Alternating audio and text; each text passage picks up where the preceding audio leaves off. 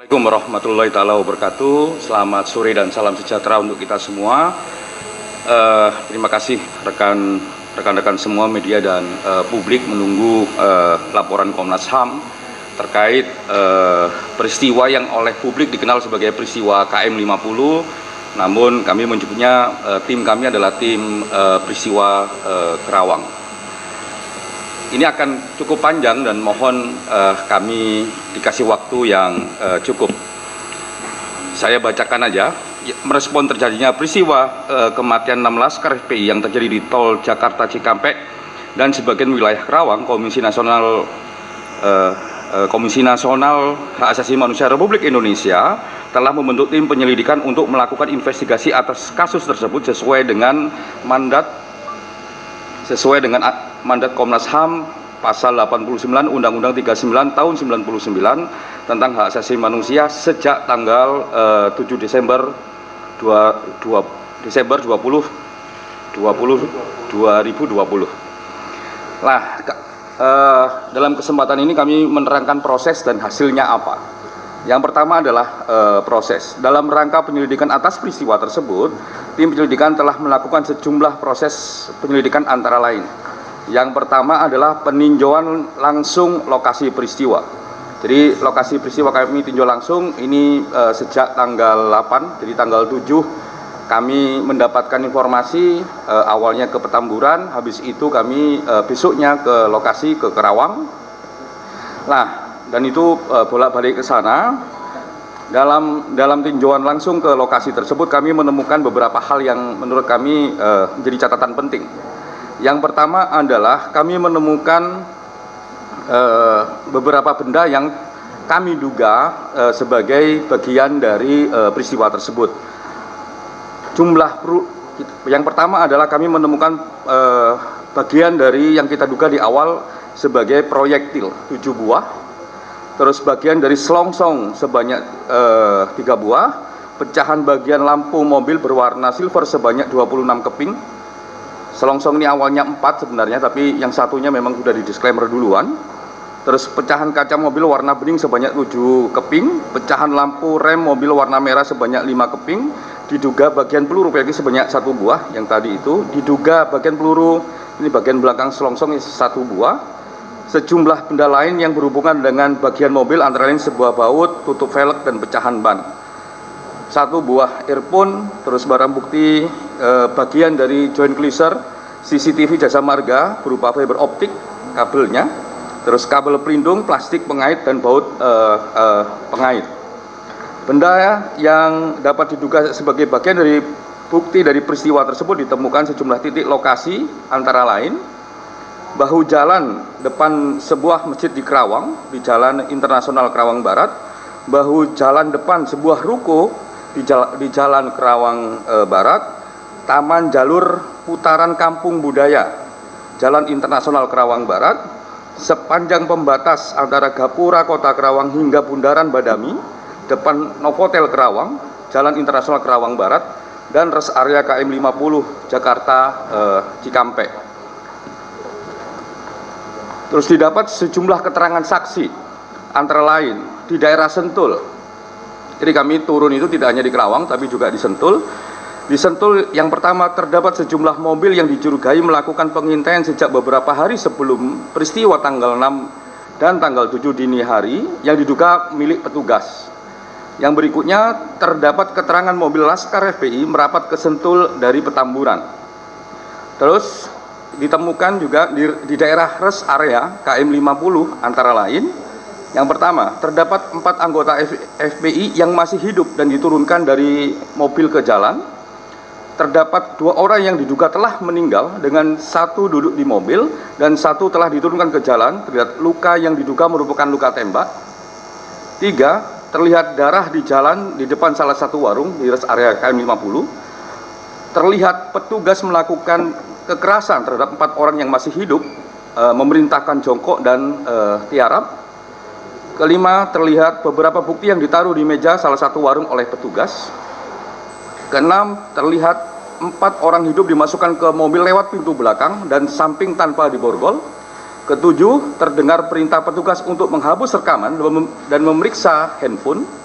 ke-8 terdengar penjelasan petugas kepada khalayak di situ bahwa peristiwa ini terkait narkoba dan juga terdengar terkait terorisme. Ke-9 terdapat sejumlah petugas yang telah berada di area COVID di area KM 50 sejak pukul 8 malam. Ini sebenarnya petugas COVID. Ke-10 terlihat beberapa mobil, antara lain mobil Spin, Avanza, Xenia, mobil towing dan mobil Land Cruiser. Berikutnya adalah di daerah Kerawang dan rest area lain, antara lain 1 terdapat sejumlah petugas baik bersenjata dan tidak bersenjata dalam jumlah puluhan pasca azan Isya. Ini yang oleh masyarakat, oleh saksi disebut sebagai petugas untuk menjaga vaksin COVID sekitar rest area dan jembatan penyeberangan di tol. Jadi kalau di jembatan ada jembatannya, petugasnya lebih banyak. Karena memang penjelasannya adalah itu penjagaan untuk jalurnya penanganan vaksin COVID dari Bandara Soekarno-Hatta ke Bandung. Terus terdapat keterangan mendengar bunyi tembakan di 2 lokasi di daerah Kerawang. Ini di luar tol kami mendengarkan bahwa ada saksi, 2 orang saksi yang mendengarkan ada bunyi tembakan di daerah Kerawang yang di Jalan Internasional Kerawang sana, sebelum pintu tol Kerawang Barat. Yang berikutnya adalah permintaan keterangan. Kalau tadi tinjauan lokasi, sekarang permintaan keterangan. Permintaan keterangan ini dilakukan untuk mendapatkan keterangan dan informasi langsung dari pihak-pihak dalam peristiwa tersebut, antara lain kepolisian. Dalam kepolisian itu antara lain Kapolda Metro Jaya, Dokes, Cyber, Inavis, Platform, dan petugas kepolisian yang bertugas dalam peristiwa tersebut. Jadi anggota kepolisian yang bertugas di tanggal 6 dan tanggal 7 itu juga kami mintain keterangan, kami periksa. Terus pengurus FPI dan saksi, terus keluarga korban dan Direktur Utama PT Jasa Marga termasuk petugas teknisnya. Kalau yang FPI dan saksi itu bahkan pertama kali, dia tanggal 7 sore sudah kami mintain keterangan. Kurang lebih habis kami datang ke sana sebelum maghrib, kami mulai setelah maghrib detail sampai malam, jadi kami datang duluan. Nah, keterangan yang didapatkan apa saja? Yang pertama adalah keterangan dari kepolisian, antara lain adanya kegiatan surveillance dari Polda Metro Jaya untuk mengantisipasi pemanggilan terkait kasus kerumunan dan informasi pengerahan massa dalam jumlah besar oleh FPI. Hal itu khususnya karena terdapat penolakan, garis miring penghadangan pemanggilan sebelumnya, dan ditunjukkan surat tugas serta surat penyidikan untuk kegiatan tersebut tertanggal 5 Desember 2020. Jadi ketika kami mendapatkan penjelasan itu, kami meminta buktinya. Nah, yang ditujukan adalah bukti berupa surat tugas dan surat perintah untuk melakukan kegiatan surveillance tersebut. Yang berikutnya adalah penjelasan terkait mobil pada peristiwa tersebut, termasuk melihat dan memeriksa langsung kondisi mobil. Yang itu yang kita lihat bersama-sama, kami datang ke Polda Metro melihat 3 mobil yang ada lubang tembak dan lain sebagainya. Yang berikutnya adalah penjelasan terkait peristiwa, anggota yang bertugas, mobil yang dipakai dan senjata yang digunakan. Jadi kami juga meminta keterangan siapa saja yang bertugas, nama-nama disebutkan, pangkat disebutkan, sampai dengan juga mereka melakukan apa saja, termasuk di dalamnya adalah mereka menggunakan senjata apa. Itu kami mendapatkan semua keterangannya.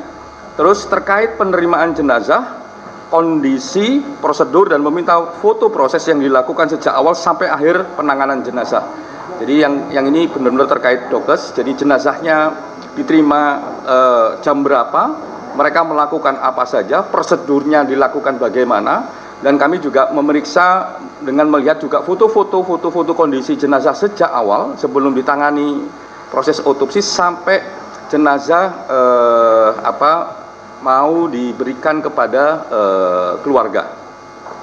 Yang berikutnya adalah penjelasan terkait barang yang disita dan penjelasan termasuk handphone, voice note, dan senjata. Nah, ini kami juga meminta barang apa saja yang dirampas oleh mereka, jumlah HP-nya berapa, voice note-nya berapa, dan senjata, karena memang diumumkan ada senjata, kami juga melihat, kami meriksa senjatanya.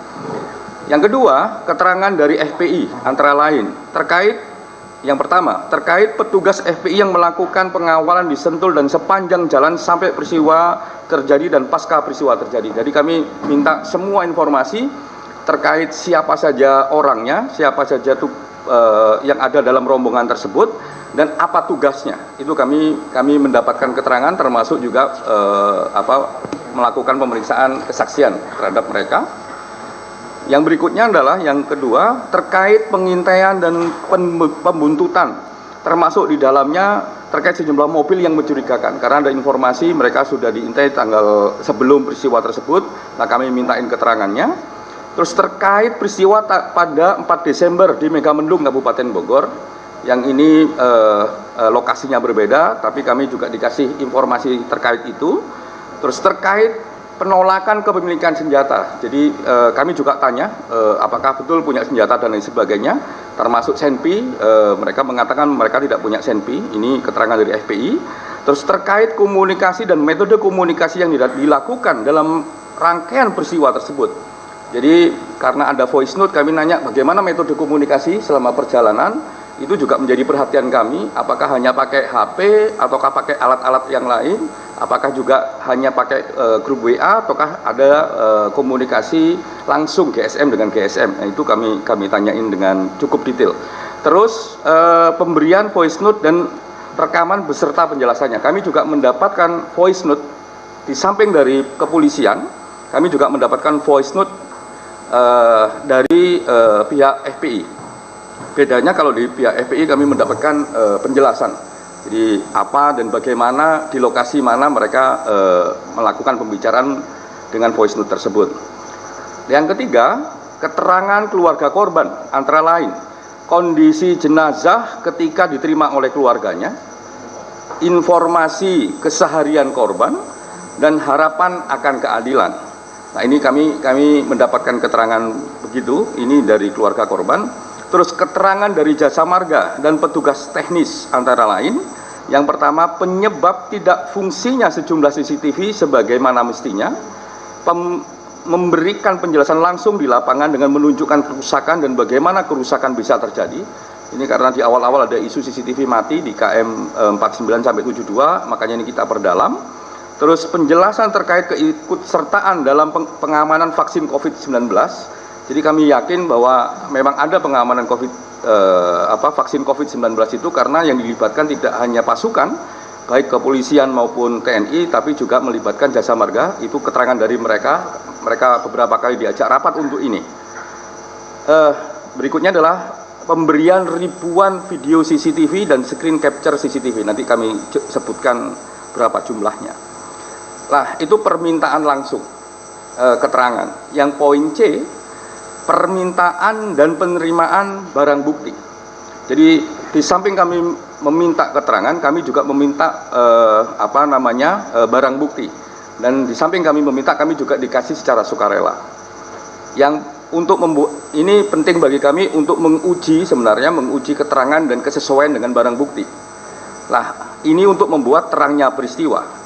Yang pertama, kami dapatkan dari FPI dan keluarga korban, antara lain voice note sejumlah 105 percakapan.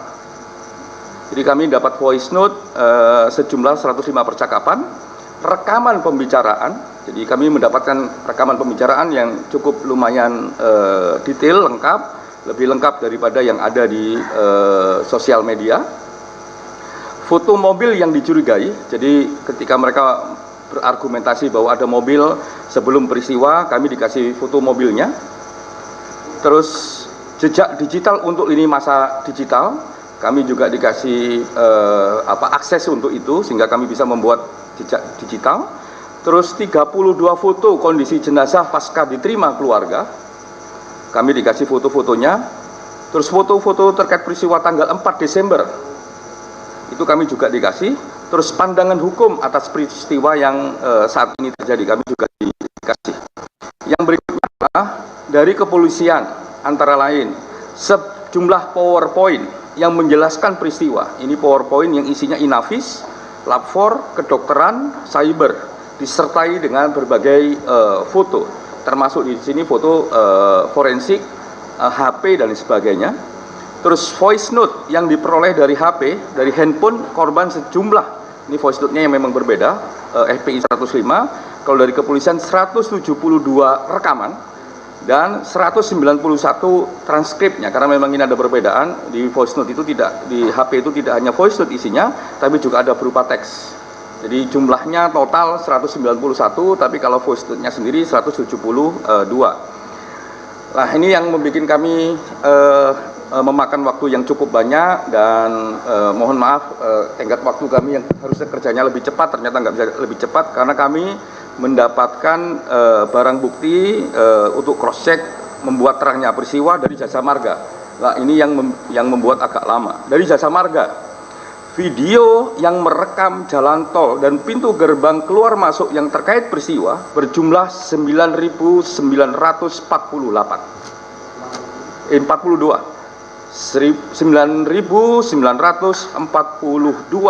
video. Yang berikutnya adalah screen capture dari smart CCTV speed counting atau speed cam sejumlah 137.548 foto. Jadi ini yang beberapa hari terakhir yang memang memakan energi kita banyak untuk tahu sebenarnya apa yang terjadi gitu ya. Jadi lumayan banyak ini fotonya. Terus berikutnya adalah bagian C, proses pemeriksaan dan pengujian barang bukti. Untuk membuat terangnya peristiwa, tim telah melakukan pemeriksaan dan pengujian barang bukti. Ini yang tadi kita dapat semua, kita melakukan pengujiannya. Yang kita dapat baik yang kita peroleh, kita temukan di lapangan, kita mendapatkan dari kepolisian maupun kita mendapatkan dari FPI maupun dari Jasa Marga. Dari Jasa Marga kita melakukan pemeriksaan dan pengujian barang bukti. Yang pertama, kami melakukan uji laboratorium forensik. Dilakukan dengan uji laboratorium forensik lapornya Polri atas permintaan kami. Jadi memang ini pilihannya rada susah. Kalau kita uji di internasional makan waktunya banyak, itu semakin hak publik untuk mendapatkan informasi segera juga nggak akan terpenuhi kayak begini. Terus kami juga cek apakah lapor kita itu memenuhi standar dan lain sebagainya, ternyata memenuhi standar dan menjadi lapor terbaik di ASEAN. Makanya kami beranikan diri, ya udah kita menggunakan lapornya Polri dengan berbagai mekanisme sesuai dengan mekanisme Komnas HAM. Nah, dalam mekanisme tersebut kami dengan pendampingan, akhirnya kami putuskan harus ada ahli yang tahu juga soal senjata, soal metalurgi dan sebagainya, dengan pendampingan ahli dari Pindad. Jadi kami undang teman-teman Pindad, kami kirim surat ke direktur, terus kami diberikan kesempatan untuk teman-teman Pindad mendampingi kami, ahli-ahli dari Pindad, dan selama proses kami melibatkan masyarakat sipil khususnya dari NGO yang bergerak di hukum dan HAM. Jadi selama proses pemeriksaan uji balistik ini kami melibatkan mereka. Ini terjadi tanggal 30, kita mulai jam 10 pagi, berakhir tanggal 31 jam 2.30 pagi. Jadi memang lumayan gitu ya, dan alhamdulillah khususnya bagi teman-teman masyarakat sipil, NGO itu sampai berakhir. Nah, itu yang membuat kami harus terima kasih banyak ke mereka karena di tengah kesibukan mereka semua, mereka masih mau menungguin kami sampai proses itu berakhir. Hasilnya adalah 7 barang bukti yang diduga bagian dari proyektil peluru dinyatakan 2 barang bukti bukan bagian dari proyektil. Jadi dari 7 dinyatakan 2 bukan bagian dari proyektil. Terus 5 barang bukti merupakan bagian dari proyektil. Dari 5 proyektil tersebut sebanyak 2 buah identik dengan senjata non rakitan. Ya, dari 2 tersebut yang identik dengan senjata non rakitan, 1 identik dengan gagang coklat dan 1 tidak identik dengan gagang coklat maupun gagang putih. Oke, yang sisanya yang 3 buah dinyatakan tidak bisa diidentifikasi karena proses deformasi yang terlalu besar. Jadi proses perubahan di proyektil tersebut susah untuk diidentifikasi. Mungkin kalau waktunya cukup, ini bisa diidentifikasi, tapi waktunya tidak cukup sehingga ya belum bisa diidentifikasi yang 3 ini, yang proyektilnya. Terus 4 barang bukti yang diduga bagian dari selongsong dan dinyatakan 1 barang bukti bukan bagian dari selongsong peluru dan 3 selongsong peluru identik dengan senjata petugas kepolisian. Jadi dari apa yang kami temukan di lapangan, 2 identik dengan senjata rakitan yang diduga miliknya FPI, gagang coklat dan gagang putih. Yang 3 selongsong identik dengan miliknya petugas kepolisian. Kami ceritakan dalam konteks lapor ini, kami juga meminjam untuk melakukan proses penembakan. Jadi karena itu uji balistik, mungkin nggak ada pembandingnya. Nah, kami meminta waktu itu untuk pinjam senjatanya bisa digunakan. Jadi digunakan, ditembakkan, terus peluru-pelurunya diambil, dicocokkan dengan yang punya kami. Nah, hasilnya demikian. Nah, dalam proses ini semua sangat terbuka, melibatkan masyarakat sipil, melibatkan ahli, bisa dilihat langsung. Bahkan beberapa praktek di lapangan kami juga melihat langsung dengan alat-alat yang ada di lapor, termasuk juga punya kesempatan untuk menembakkan salah satu senjata tersebut. Jadi memang dibolehkan, dan ya mereka sendiri bilang ini baru pertama kali ini dalam sejarah lapor laboratoriumnya sangat terbuka gitu. Ini gara-gara Komnas ini katanya begitu. Karena memang sejak awal kami bilang kami menggunakan Undang-Undang 39. Jadi skenarionya lain, kewenangannya juga lain, berbeda dengan kewenangan di kepolisian. Makanya itu dibuka oleh mereka dan mereka tungguin sampai selesai. Yang berikutnya adalah pemeriksaan voice note dan transkrip. Rekaman suara pemeriksaan voice note dan transkrip, rekaman suara serta lini masa digital. Dilakukan secara manual, kami lakukan secara manual dan dikonfirmasi kepada saksi yang berbicara dalam voice note yang masih hidup tersebut, termasuk di dalamnya meminta penjelasan konteks dan lokasi. Jadi voice note yang kami dapatkan baik dari kepolisian maupun yang kita dapatkan dari FPI, kami periksa secara manual, termasuk juga jejak digital ini masanya kami lakukan dengan keterampilan staf kami yang agak paham soal digital tersebut.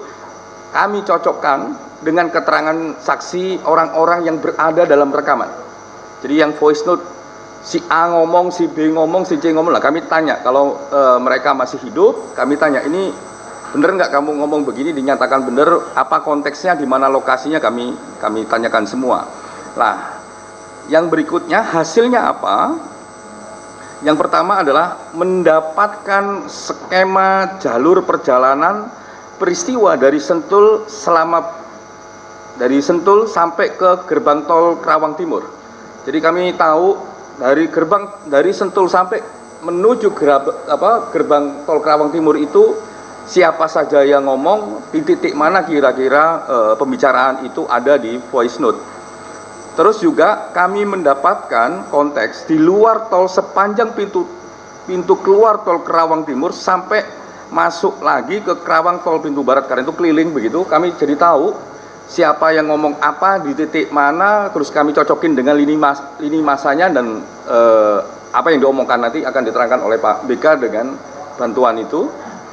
Terus berikutnya adalah kami mendapatkan konteks, dan ini penting untuk melihat. Kalau tadi kami mengatakan, ada masyarakat mengatakan ini peristiwa KM 50, kenapa kami sejak awal ngomong ini peristiwa Kerawang, ini konteks.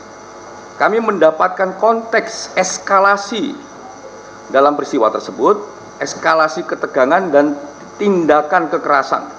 Pertama, eskalasi rendah. Jadi eskalasi rendah dari Sentul sampai gerbang keluar pintu tol Kerawang Timur. Nanti kita akan tunjukkan videonya oleh Pak BK atau oleh yang lain. Terus konteks kedua adalah eskalasi sedang dari gerbang tol Kerawang Timur sampai menuju flyover Hotel Swiss Bell di Kerawang. Konteks ketiga adalah eskalasi tinggi, mulai dari Hotel Swiss Bell, Kerawang, masuk ke pintu tol Kerawang Barat sampai KM 49 di dalam tol. Jadi itu konteks ketegangan tinggi. Nah, eskalasi ini kami kategorikan, pertama, eskalasi rendah ditunjukkan belum adanya gesekan antara mobil FPI dan mobil petugas, dan masih dalam jarak yang cukup jauh. Eskalasi sedang mulai terdapat gesekan mobil dan jarak dekat, dan eskalasi tinggi mulai ada dugaan benturan mobil dan tembakan. Oke, yang berikutnya adalah terdapat konteks. Nah, ini yang juga penting, salah satu temuannya Komnas HAM ini penting. Terdapat konteks kesempatan untuk menjauh oleh mobil FPI dari petugas, namun malah mengambil tindakan menunggu mobil petugas. Jadi setelah kami cross check voice note, terus melihat titik-titik di lapangan, terus juga melihat lini massa, salah satu temuannya di samping eskalasi adalah terdapat konteks kesempatan untuk menjauh oleh mobil FPI dari mobil petugas, namun malah mengambil tindakan untuk menunggu mobil petugas tersebut. Yang berikutnya adalah pemeriksaan video dan screen capture smart CCTV dari Jasa Marga. Dilakukan secara manual dengan membandingkan satu titik dengan titik yang lain yang terdapat CCTV, karena CCTV-nya banyak. Jadi kami mendapatkan titik CCTV ini, CCTV yang masih hidup, jadi CCTV yang tidak berfungsi 49 sampai 72, di bawah itu 48 sampai Sentul, itu kami dapat semua, baik yang atas maupun yang bawah, termasuk juga pintu-pintu keluar dan masuk itu kami juga dapat, termasuk di dalamnya gerbang tol pintu Kerawang Timur maupun gerbang tol Kerawang Barat, makanya jumlahnya sangat banyak. Termasuk di dalamnya kami membandingkan dengan lini massa jejak digital yang kami dibukakan akses, termasuk juga kami bandingkan dengan voice note tadi untuk menentukan di mana kira-kira situasinya, termasuk juga kami ngecek beberapa plat nomor mobil itu ke Samsat DKI, terus Samsat Jawa Barat, Banten, dan Jawa Tengah. Jadi kami cek semua itu. Jadi karena ada aplikasi tersebut, kami cek Samsat Samsatnya ya, kurang lebih begitu, paling gampang DKI, terus Jawa Barat, Banten, dan Jawa Tengah. Hasilnya antara lain, dalam perjalanan di dalam tol memang terdapat rombongan mobil FPI menuju dan keluar dari tol Kerawang Timur. Yang berikutnya, dalam tangkapan video tersebut terdapat kondisi perjalanan yang konstan melaju dan tidak terlihat gesekan. Ini di dalam tol. Yang berikutnya, sejumlah mobil yang terdapat dalam pembicaraan voice note terdapat dalam jalur perjalanan tol tersebut. Jadi voice note juga terbukti itu ada dalam perjalanan jalan tol. Yang berikutnya, terlihat mobil dalam peristiwa tersebut beberapa masuk kembali ke tol melewati gerbang tol Kerawang Barat. Jadi mobilnya terlihat sampai juga akhirnya nanti terlihat juga ketika masuk di tol Kerawang Barat. Ini di akhir cerita menuju KM 50. Itu juga terlihat beberapa mobil keluar dari gerbang tol Kerawang Timur pasca kejadian KM 50, termasuk mobil towing yang mengangkut mobil Chevrolet Spin. Jadi kami juga melihat itu, jadi muter begitu dari Sentul keluar ke tol gerbang timur, masuk lagi tol Kerawang Barat, terus keluar gerbang tol Kerawang Timur lagi, yang sudah berbeda cerita karena yang keluar terakhir itu sudah pakai mobil towing. Nah itu kami cek itu semua. Yang berikutnya adalah yang pendalaman ahli. Tim melakukan pendalaman ahli untuk membuat terangnya peristiwa dengan mengundang ahli. Yang pertama adalah forensik kedokteran, forensik senjata dari Pindad, dan psikologi forensik. Hasil pendalaman tersebut antara lain, untuk forensik kedokteran memberikan pandangannya antara lain ini dengan membandingkan foto dari keluarga dan proses otopsi serta paparan PowerPoint dari kepolisian, terus mendengarkan penjelasan terkait kondisi mobil. Jadi ini kedokteran forensik tidak hanya melihat jenazah tapi juga mendengarkan penjelasan dari kami, karena beliau juga minta bagaimana kondisi mobil, kami kasih keterangan khususnya kondisi mobil ini lubang peluru, dan melihat foto kondisi mobil, melihat juga foto kondisi mobilnya kayak apa. Dijelaskan antara lain bahwa yang pertama, terdapat luka akibat tembakan pada 6 jenazah tersebut sebanyak 18 luka tembak. Ini detail ada nanti kami dalam laporan yang kami susun. Yang berikutnya adalah terdapat luka jahitan akibat tindakan otopsi. Jadi memang ada luka jahitan, tapi itu konsekuensi dari bagian dari otopsi. Terus C, beberapa foto yang menunjukkan luka selain luka tembak dan jahitan akibat otopsi tersebut bukan akibat dari tindakan kekerasan, termasuk informasi akibat pembakaran, namun karena konsekuensi dari waktu dan kondisi tubuh jenazah. Jadi karena kami mendapatkan berbagai informasi, terus juga mendapatkan foto, kondisi jenazahnya sudah banyak yang kayak lebam-lebam, terus mengelupas dan sebagainya. Itu penjelasan ahli dengan melihat perbandingan foto di awal dan di akhir, di awal sebelum kondisi jenazahnya dilakukan otopsi sampai kondisi terakhir yang diterima oleh keluarga, itu bagian dari konsekuensi jenazah dari tubuh. Bahkan juga beliau bisa bilang kenapa kondisi jenazah dengan waktu yang kurang lebih mirip, yang satunya misalnya konsekuensinya lebih banyak, yang satunya kok malah enggak, itu karena posisi tubuhnya yang terdapat gizi, kolesterol dan lain sebagainya berbeda-beda satu dengan yang lain. Yang berikutnya adalah psikologi forensik. Psikologi forensik memberikan pandangannya antara lain ini metodenya ya, dengan mendengarkan voice note, terus melihat foto korban, terus melihat juga foto-foto saksi, mendengarkan penjelasan kesaksian. Jadi kami jelaskan kesaksiannya, dan beliau juga bilang ini sayangnya dia tidak bisa wawancara langsung, jadi tanpa mendengarkan wawancara secara langsung ini, antara lain memberikan pandangan bahwa tidak terdapat beban dalam pembicaraan oleh pembicara. Jadi dalam pembicaraan voice note itu tidak ada beban. Jadi kalau ada ini bebannya ketakutan dan lain sebagainya, enggak, tidak ada beban katanya dalam pembicaraan tersebut oleh pembicara dalam voice note. Terdapat baseline persiapan untuk bertahan dan melawan. Jadi karakter dasar dari pembicaraan tersebut adalah baseline-nya bertahan dan melawan. Nah, itu yang inti dari penjelasan, detail-detail nanti akan kami sampaikan dalam laporan. Yang ketiga adalah ahli senjata dari Pindad.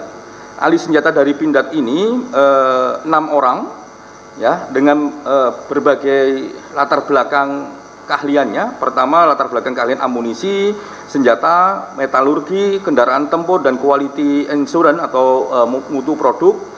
Nah, keenamnya memberikan pandangan antara lain, karena ini dia juga melihat barang bukti kami dan melihat proses lab 4 di forensik. Yang pertama,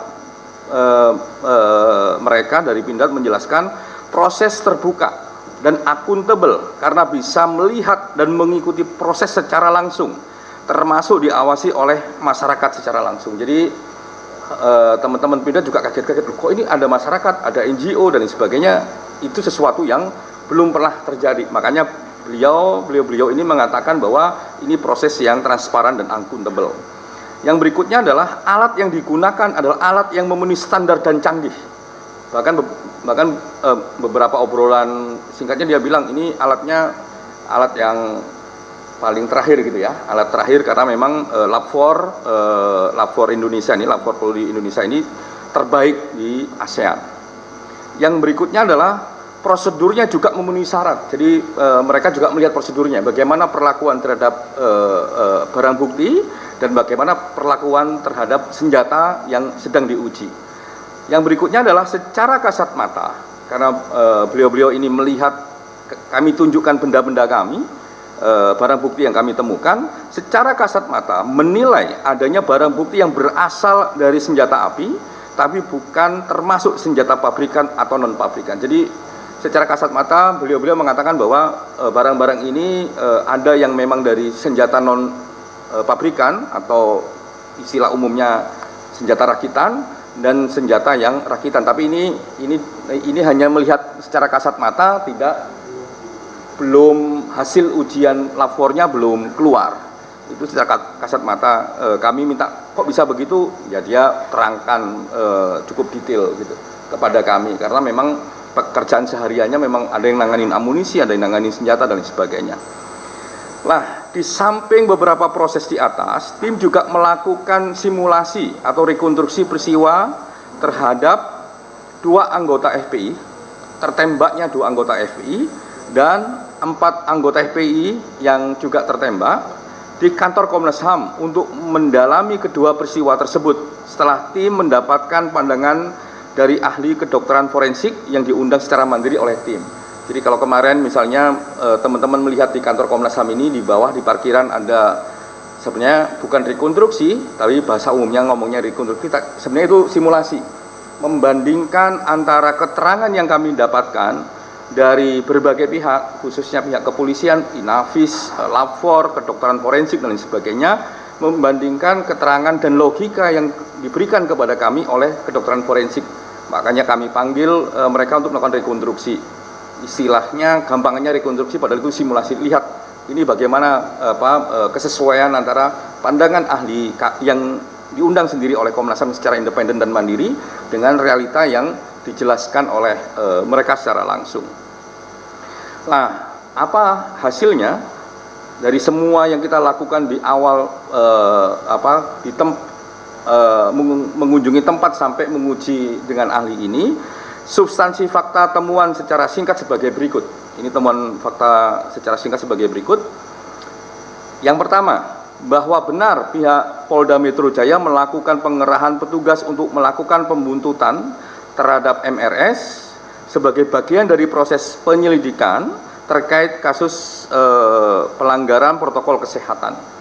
Hal tersebut dibuktikan dengan adanya surat tugas terhadap sejumlah anggota Dirkrimsus Polda Metro Jaya tertanggal Dirkrimum Polda Metro Jaya tertanggal 5 Desember 2020 untuk melakukan pembuntutan terkait keberadaan MRS tersebut.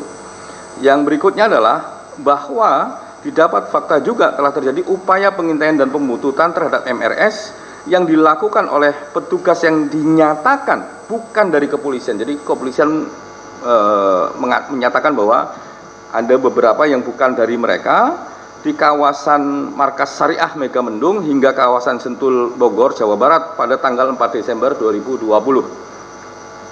Yang Megamendungnya, yang Sentulnya sejak tanggal 4 itu ada sampai perjalanan ke Kerawang. Yang berikutnya adalah yang nomor 3, bahwa didapatkan fakta adanya konsentrasi petugas keamanan berseragam lengkap pada tanggal 6, 7 sampai 7 Desember 2020 di sejumlah titik gerbang tol, rest area dan jembatan penyeberangan di sejumlah titik sepanjang jalan tol di Jakarta Cikampek. Namun berdasarkan hasil penyelidikan Komnas HAM dipastikan bahwa konsentrasi petugas bersenjata lengkap tersebut dalam rangka proses pengawalan terhadap iringan rombongan pembawa vaksin COVID-19 dari Bandara Soekarno-Hatta menuju Bio Farma Bandung. Jadi sebenarnya nggak ada kaitannya, kebetulan saja.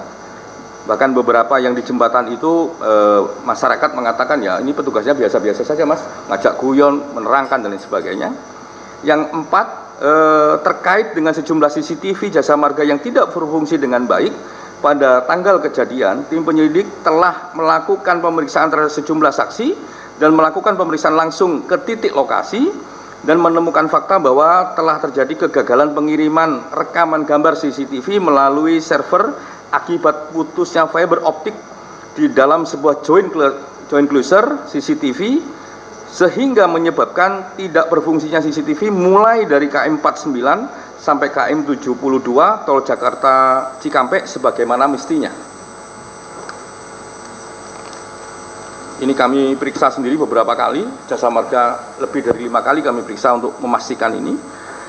Yang berikutnya nomor 5, bahwa didapat fakta berdasarkan keterangan saksi-saksi dari hasil analisa rekaman CCTV dan analisis rekaman percakapan, voice note, teridentifikasi sejumlah kendaraan roda 4 yang diduga melakukan pembentutan terhadap MRS dan rombongan sejak dari kawasan Sentul, Bogor, hingga tanggal 7 Desember dini hari dengan detail keterangan sebagai berikut.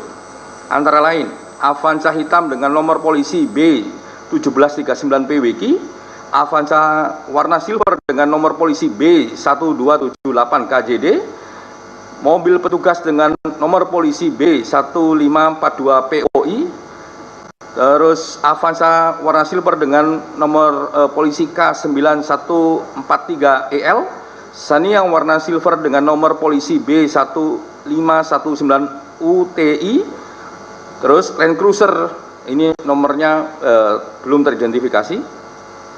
Land Cruiser gede ini sendirian, gede, jadi mendapatkan perhatian baik dari saksi maupun dari pihak yang lain. Terus bahwa benar kendaraan jenis Avanza Silver K914EL Xenia, B159 UT dan B1542 POI serta Land Cruiser diakui sebagai kendaraan petugas polisi yang pada tanggal kejadian sedang melakukan pembuntutan terhadap MRS. Kalau yang Land Cruiser itu terakhir saja, dia datang keterangannya datang cuman pendek, dia nggak terekam dalam CCTV juga. Terus sedangkan untuk kendaraan jenis Avanza B1739 PWQ dan B1278 KJD yang menurut keterangan saksi dan hasil identifikasi rekaman CCTV serta analisis rekaman percakapan terlihat aktif dalam pembuntutan terhadap rombongan MRS.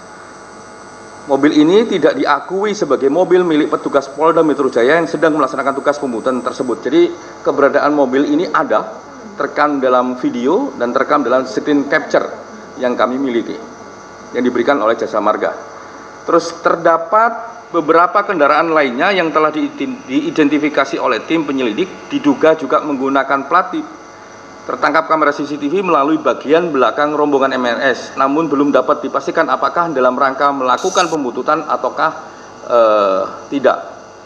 Karena memang dalam voice note juga nggak dibicarakan, dalam ketika keluar dari gerbang tol pintu timur juga tidak terdapat keterangan apapun. Yang berikutnya nomor 6, bahwa kronologi singkat peristiwa meninggalnya 6 anggota Laskar FPI dilatar belakangi adanya kegiatan pembuntutan MRS yang secara aktif dimulai sejak tanggal 6 tanggal 7 Desember di saat rombongan MRS bersama sejumlah pengawal berjumlah 9 unit kendaraan roda 4 bergerak dari perumahan The Nature Mutiara Sentul di sebuah tempat di Kabupaten Karawang, Jawa Barat. Adapun kronologi singkat dijelaskan sebagai berikut.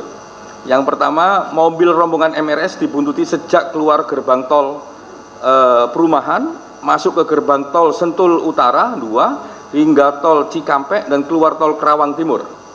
Pergerakan iringan mobil masih normal meskipun saksi FPI mengatakan adanya manuver masuk ke rombongan.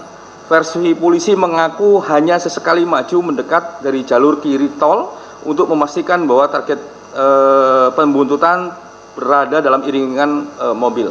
Jadi pengakuan FPI dalam keterangannya ngomong kalau ada itu, tapi kalau polisi mengatakan cuma melihat aja, nggak, dan di rekaman video itu tidak ada penyalipan sebenarnya.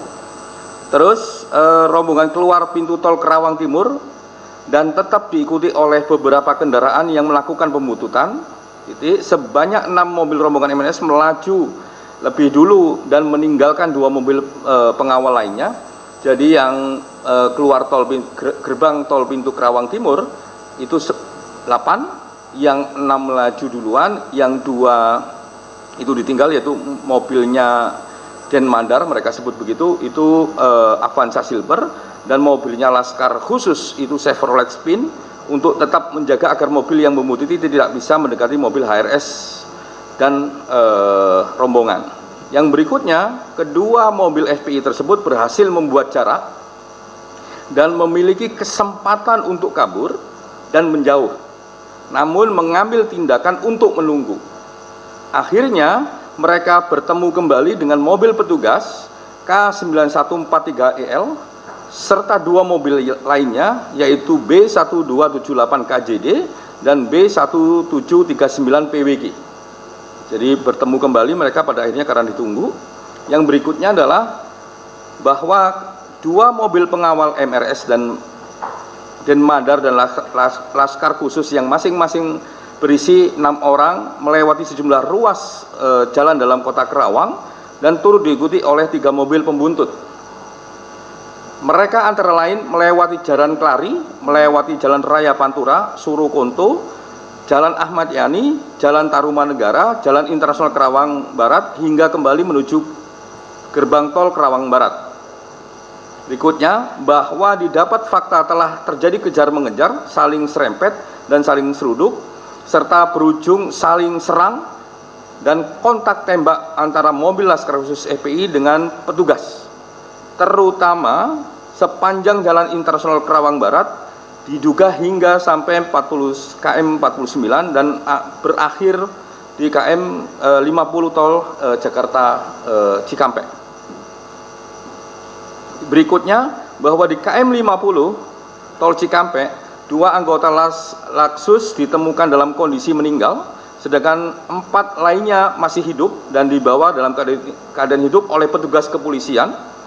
Terdapat pula informasi di KM 50 terdapat pula informasi adanya kekerasan, pembersihan darah, pemberitahuan bahwa ini kasus narkoba dan terorisme, pengambilan CCTV di salah satu warung, dan perintah penghapusan dan pemeriksaan handphone masyarakat di sana.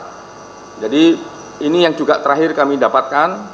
Awalnya kami sudah dapat duluan bahwa ada CCTV yang diambil dari warung, dan ini kami konfirmasi di terakhir kami melakukan pemeriksaan terhadap kepolisian dan diakui itu diambil. Kami tanyakan lagi apakah ini diambil secara ilegal ataukah secara legal. Mereka jawab diambil secara legal. Sehingga nanti kita tunggu kalau ini menjadi pembuktian di proses pengadilan.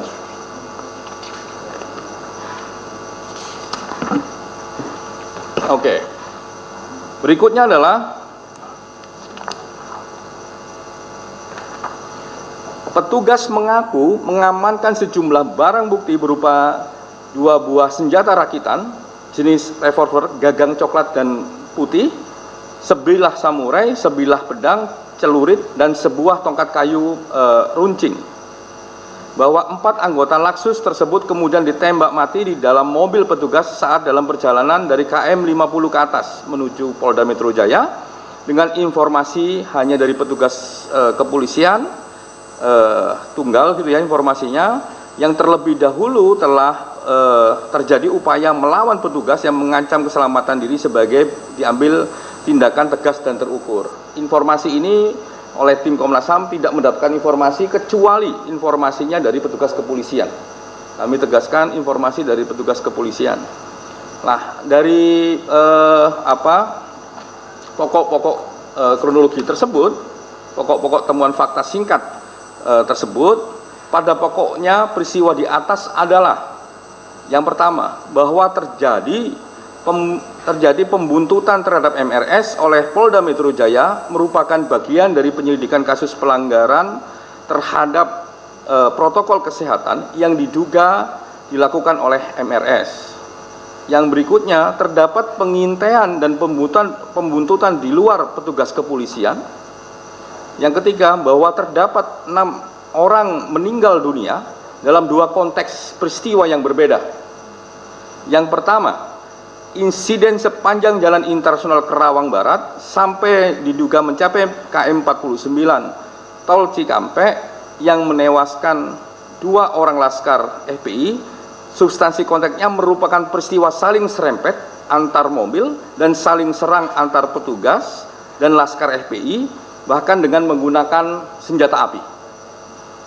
Yang berikutnya, sedangkan terkait peristiwa KM 50 sampai ke atas, terdapat 4 orang yang masih hidup dalam penguasaan petugas resmi negara yang kemudian juga ditemukan tewas, maka peristiwa tersebut merupakan bentuk dari peristiwa pelanggaran hak asasi manusia.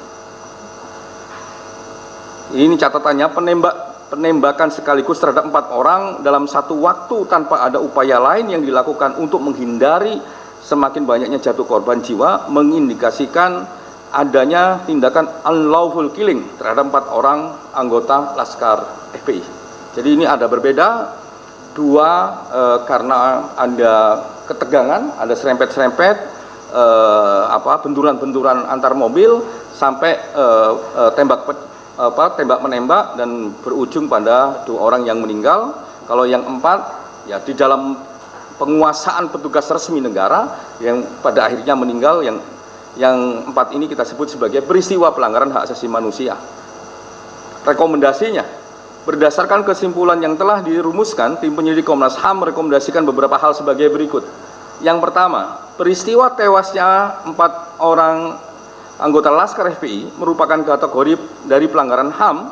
Oleh karenanya, Komnas HAM merekomendasikan kasus ini harus dilanjutkan ke penegakan hukum dengan mekanisme pengadilan pidana guna mendapatkan kebenaran material lebih lengkap dan menegakkan keadilan.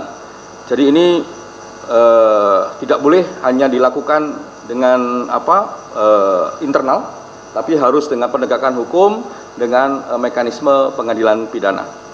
Yang berikutnya, mendalami dan melakukan penegakan hukum terhadap orang-orang yang terdapat dalam 2 mobil Avanza hitam B1278 PWK dan Avanza Silver B1278 KGD. Oh, ini salah nih. Sorry. Ini yang Avanza hitam itu 1759 PWK dan Avanza Silver B1278 KGD. Ini typo ya. Yang berikutnya adalah mengusut lebih lanjut kepemilikan senjata api yang diduga digunakan oleh Laskar FPI. Yang keempat, meminta proses penegakan hukum akuntabel, objektif, transparan sesuai dengan standar hak asasi manusia. Nah, demikian laporan dari tim. Terima kasih. Terima kasih Pak Khairul Anam selaku Ketua tim. Yang tadi saya katakan Saudara Khairul Anam ini adalah komisioner Komnas HAM yang membidangi pemantauan dan penyelidikan. Jadi sejalan dengan Undang-Undang 39 1999, salah satu mandat Komnas HAM melakukan pemantauan dan penyelidikan manakala ada dugaan pelanggaran HAM, maka Saudara Anam lah yang kemudian memimpin tim bersama anggota-anggota dari staf Komnas HAM. Nah, untuk memperjelas konteks lebih luas ya, karena ini peristiwanya kan tidak gampang untuk dipahami penjelasan dari itu. Jadi kita akan meminta lagi keterangan tambahan, nanti disampaikan oleh Pak BK, dilanjut oleh Pak Amiruddin Al-Rahab, supaya publik semua, terutama media massa, lebih jelas dalam memahami konteksnya. Jadi penjelasan Pak Anam tadi akan diperjelas juga. Mungkin ada beberapa nanti video ya, foto capture yang tadi 130-an ribu itu nanti kita tampilkan beberapa untuk semua pihak bisa paham mengapa kemudian kami menyimpulkan peristiwa ini seperti tadi yang disampaikan, 2 seperti apa, kemudian 4 itu seperti apa yang kemudian kami sebut sebagai unlawful killing gitu ya, dan rekomendasinya seperti apa juga. Saya persilakan Pak BK, mohon bersabar ya, karena memang ini peristiwanya penting, waktu yang diperlukan memang agak panjang supaya semua bisa memahami sekuen demi sekuen kenapa kita menyimpulkan peristiwa ini seperti yang tadi disampaikan oleh Saudara Khairul Anam. Silakan Pak BK.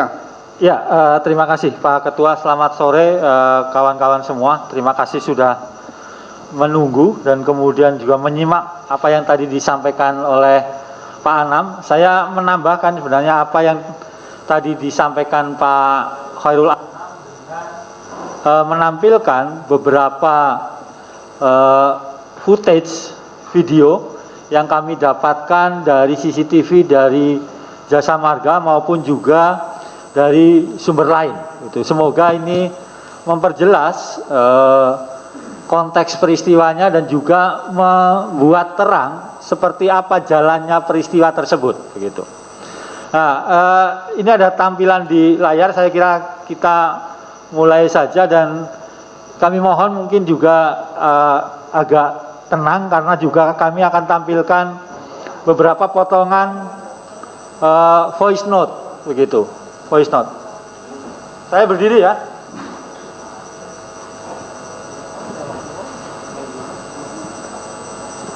Ini saya bawa aja. Oh, ada.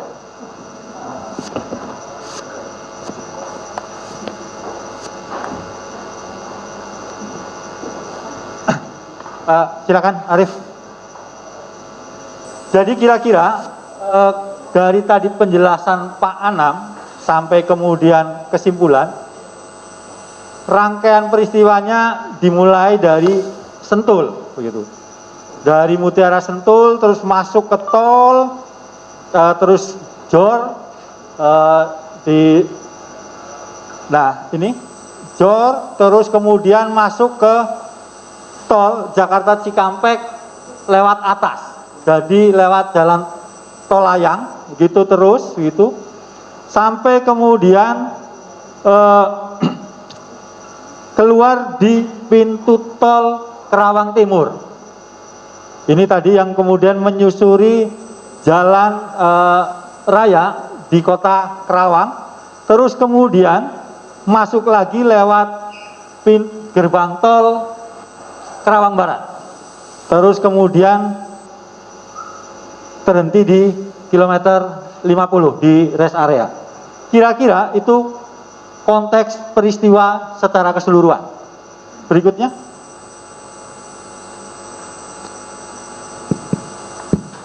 Ini jadi jam 23 rombongan MRS bergerak dari Mutiara Sentul menuju gerbang tol Sentul 2. Ini bisa diperdengarkan?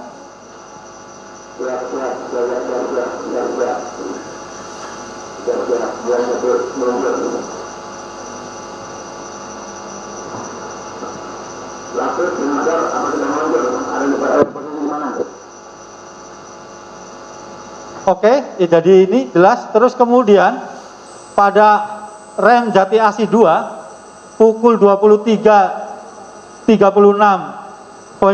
sampai 23.3658 terlihat beberapa mobil yang dimulai dengan Avanza putih dalam jarak berdekatan memasuki jalan tol Jakarta Cikampek pada on rem tol Jati Asih. Ini kira tangkapan atau footage yang kami peroleh di Jati Asih pada pukul ini antara 23.36.25 23.36.58. Nah, ini KM 11 23.46.42 sampai 23.47.06. Mobil-mobil tersebut terus beriringan sudah masuk pada tol Jakarta Cikampek elevated dalam waktu yang berdekatan. Kemudian terlihat mobil Avanza putih di depan memulai iringan. Jadi ini beriringan. Dari sini kita lihat masih konstan begitu, tidak ada upaya salip menyalip begitu. Dan kemudian rekamannya seperti apa? Diulang lagi, Dik. Ke samping mobil yang habis tadi di sampingnya tuh. Oke. Terus berikutnya? Pelata dia pelata. Oke, ini di kilometer 16.500 23.4131 sampai 23.4155. Ini kenapa kami capture yang bagian seperti ini tadi untuk menyesuaikan dengan lini masa yang ada di voice note. Jadi kenapa kemudian KM 11, KM 16 plus 500 itu untuk menyesuaikan dengan voice note yang ada, disesuaikan itu. Jadi kita cross check begitu. Kemudian iringan rombongan kembali terlihat diawali dengan mobil putih dan tanpa ada gesekan. Jadi tetap paling depan mobil putih. Silakan. Pelata dia pelata. Pelata. Pokoknya bagaimana caranya kendaraan untuk pengawal belakang itu menghambat laju kendaraan yang menguntit. Nanti alamatnya bila mana kita terpisah, nanti kita langsung kirim. Yang penting kalian nanti jangan sampai mereka yang menguntit itu dekat dengan rombongan depan, rombongan utama. Halangi terus saja, jangan sampai dia bisa ngikutin kita. Artinya dari voice note yang ada memang ada komunikasi dan kemudian ada yang menginstruksikan bagaimana kemudian mobil-mobil pengawal itu untuk bertindak. Berikutnya. Pokoknya bagaimana caranya? Ini kilometer 24 di pukul 23.462 sampai 23.4705 masih di atas. Iringan mobil terlihat juga dimulai dengan mobil Avanza putih dan diikuti mobil berikutnya tanpa ada gesekan. Jadi konstan. Mobil Avanza putih selalu yang paling depan. Avanza putih yang pakai plat nomor ada simbol Warna biru. Jadi ya, sorry, ini stop dulu deh.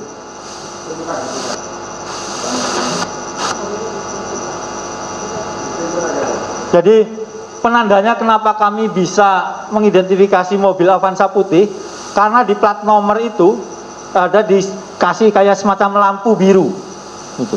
Lampu biru itu yang kemudian memudahkan kita mengidentifikasi. Ya, di samping tentu saja ada capture-nya. Nanti kita perlihatkan. Rekamannya, Arif? D 14 depanannya Terus, Arif? putih, ini nomor putih tetes. Begitu terus? Itu putih, ini nomor putih tetes. D 14 Oke, terus? Nah, Awasin Pajero putih tuh Bang Egi, Bentar. sebelah kanan itu Bang Egi. Pajero putih, dari tadi dia mepet kali juga tuh. Rada-rada ngeliatin. oke. Jadi dalam rekaman ini sudah kemudian hujan dan iringan rombongan terlihat melaju cukup cepat dengan diawali Avanza putih sampai pada mobil Avanza Silver terlihat tidak ada gesekan. Jadi kami menyaksikan dari Avanza putih pertama sampai Avanza Silver paling belakang itu tidak ada gesekan. Ini tetap ada di atas jalan tol. Rekamannya, Arif? Awasin Pajero putih tuh Bang Egi, sebelah kanan itu Bang Egi. Pajero putih, dari tadi dia mepet kali juga tuh. Rada-rada ngeliatin. Oke, terus? Ini di kilometer 44 juga tetap Avanza putih tetap berada di depan iringan rombongan, tetapi tidak terlihat adanya pergesekan. Ini jamnya, waktunya disesuaikan dengan yang di sini. Jadi yang ada di footage CCTV di atas. Terus rekamannya. Mobil-mobil itu udah tersingkirkan, alhamdulillah. Steril, alhamdulillah. Ini yang tadi sudah dijelaskan Pak Anam dalam konteks psikologi forensiknya itu seperti apa. Begitu. Berikutnya. Untuk Di kilometer 48 dalam rekaman terlihat hujan dan gelap. Mobil-mobil tersebut terus melaju dengan dalam jarak berdekatan sampai pada turunan elevated di kilometer 48 dengan dimulai mobil Avanza putih. Tetap artinya sepanjang tol kalau kita melihat dari John sampai kemudian kilometer 48 tetap mobil Avanza putih yang ada di depan. Konstan, stabil dalam satu barisan. Berikutnya. siap. Nah. Nanti kita langsung tutup tuh rombongan. Gimana jangan sampai ini ngikutin kita.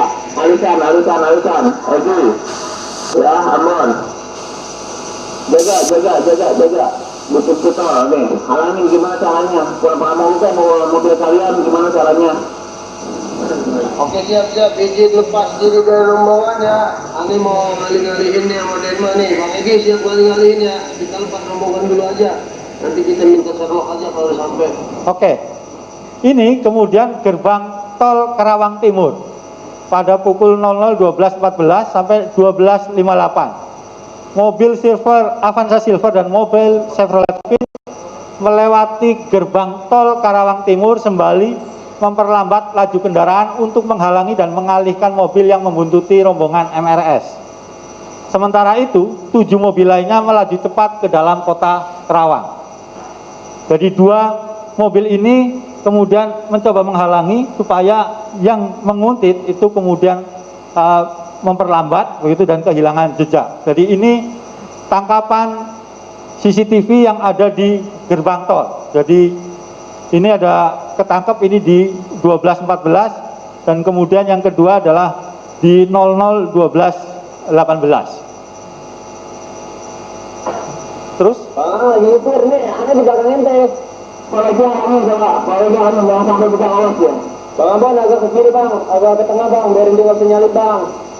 Lapangan, tutup habis. Kunci, nanti dia kasih makan bang. Ini konteksnya, kemudian pada rute ini di gerbang tol Karawang Timur sampai Jalan Ahmad Yani Karawang di Bundaran Plaza 0013 sampai 0023, mobil Chevrolet Spin dan Avanza Silver EPI menghalangi laju mobil yang diduga penguntit, terutama yang berplat nomor PBQ dan KJD. Ini dari sini sampai ke sini, begitu. Berikutnya. Kau pelan aja bang, dia pasti ngikutin kita lagi kena hambatan di belakang dia bang. Kesian bang, kita tungguin bang. Siap. Ini kita udah bikin pusing dia dulu nih, soalnya udah jauh banget nih dari mobil Habib. Udah, nanti ambil lurus, kita terus aja bang, udah. Yang penting target apaan? Yang penting kau sampai lokasi dengan tenang, ya. Ayo mau muter-muter dulu, ame kir dulu nih, 2 kir. Jadi Kirdun ya, bukan Kidrun ya. Ada kesalahan typo gitu. Ini dari lokasi Bel-in Karawang, lewat bundaran mobil Spin dan Avanza memperlambat laju untuk menunggu mobil penguntit kembali mengikuti mereka yang sempat tertahan di belakang. Jadi tadi yang disampaikan Pak Anam tadi, sebenarnya 2 mobil FPI itu punya kesempatan untuk meninggalkan 2 mobil penguntitnya, tetapi kemudian mereka memilih untuk menunggu. 2 mobil ini menuju arah Hotel Swiss Bel-in Karawang, sementara 7 mobil rombongan utama MRS sudah berada jauh dari mobil Spin, Lasus dan kemudian mobil Avanza dan Madar dan melewati rute lainnya. Ini tertangkap yang tadi disampaikan Pak Anam, tertangkap di CCTV PHD Karawang, Pizza Hut Delivery Karawang. Ini, ya, seberang Swissbell ya. Kemudian di pukul 00.28.38. Berikutnya. Nah, ini kemudian Swiss Bel-in Karawang, kemudian ke gerbang tol Karawang Barat. Memasuki jalan layang Ahmad Yani dari depan Hotel Swiss Bel-in Karawang sampai gerbang tol Karawang Barat terjadi eskalasi yang tinggi antara mobil Spin Lexus dan mobil Avanza dan Madar dengan mobil penguntit. Hal sebagaimana temuan berupa ini, dikecilin lagi. Nah, ini pecahan kap mobil di Masjid Al-Gamar, ada proyektil di depan toko bangunan Mega Material, proyektil dan selongsong di, kecilin lagi. Di Taman Jalur Putar Balik Kampung Budaya, proyektil dan selongsong di seberang Hotel Novotel Karawang, proyektil di Jembatan Badami. Ini, Arif, yang diklik barang buktinya. Ini kira-kira area temuan barang bukti dari Komnas HAM. Jadi ini yang kemudian membuktikan memang ada eskalasi tinggi, ada gesekan. Dan kemudian ada juga saling tembak di situ.